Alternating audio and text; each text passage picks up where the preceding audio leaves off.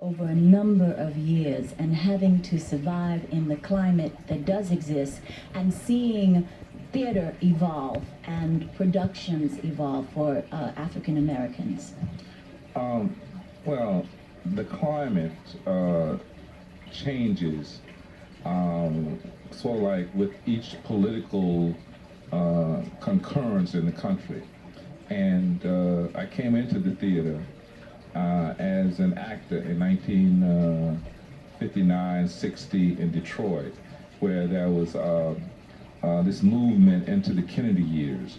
And so into the Kennedy years, we developed a small theater in Detroit, and that theater grew into a major theater through the Johnson administration.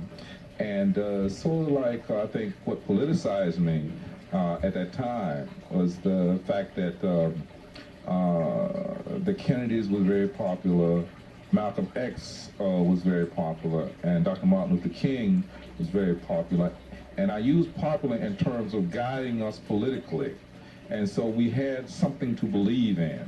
And therefore, if I read a play and I believed in that play, then I would do that play.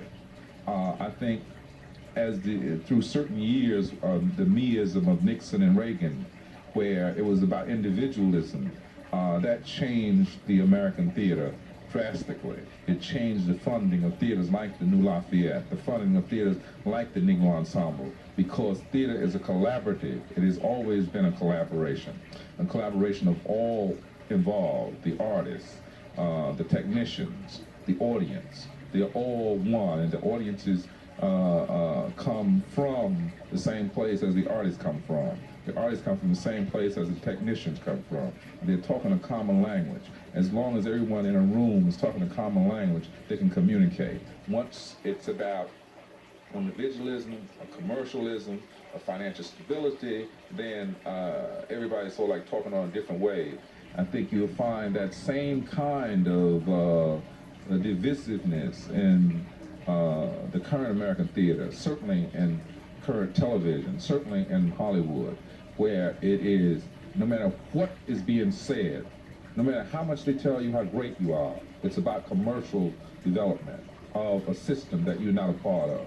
That's the same way with Broadway and off-Broadway. No matter what they say, they can say you're one of the greatest artists in the world. It means absolutely nothing, because the bottom line is, what will a person pay to come in the door? If they can't pay $35 to $65, then they're not interested in that product. So Black theater, African Americans involved in theater have to be beyond commercialism. That can't be the guiding reason. They cannot be about commercialism working in a nonprofit theater. They can be about commercialism because whether I'm dealing with Lou Gossett or Denzel Washington or any people who are in the commercial business, I must remember that they get paid $10,000 or $20,000 a week. Otherwise, I'm wasting my time dealing with them.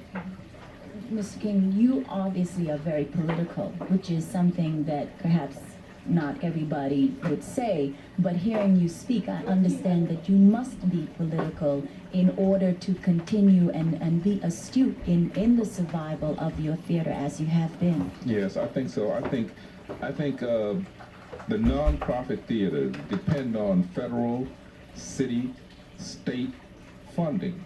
In order to get federal, city, state funding, you must be able to deal with those people who run those funding situations, yes.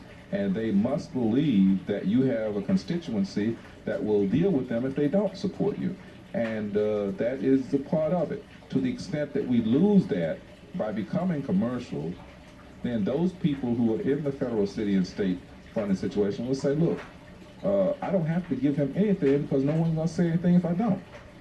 And that happened with major institutions, whether it's the Negro Ensemble Company, whether it is off-Broadway or Broadway.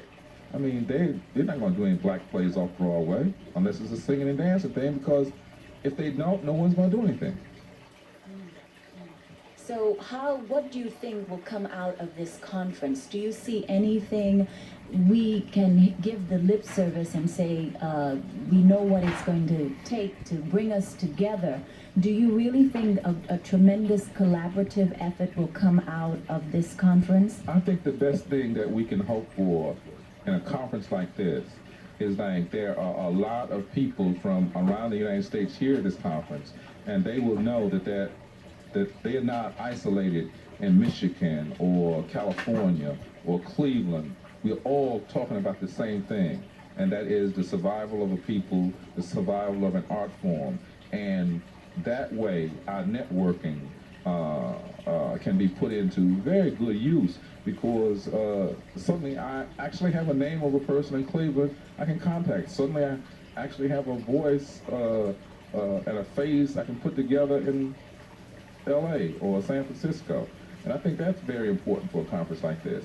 I think also the fact that a university like NYU is hosting this conference, and it is one of the richest universities in the world, and yet at any session you won't see more than 3 or 4 white people, is absolutely appalled.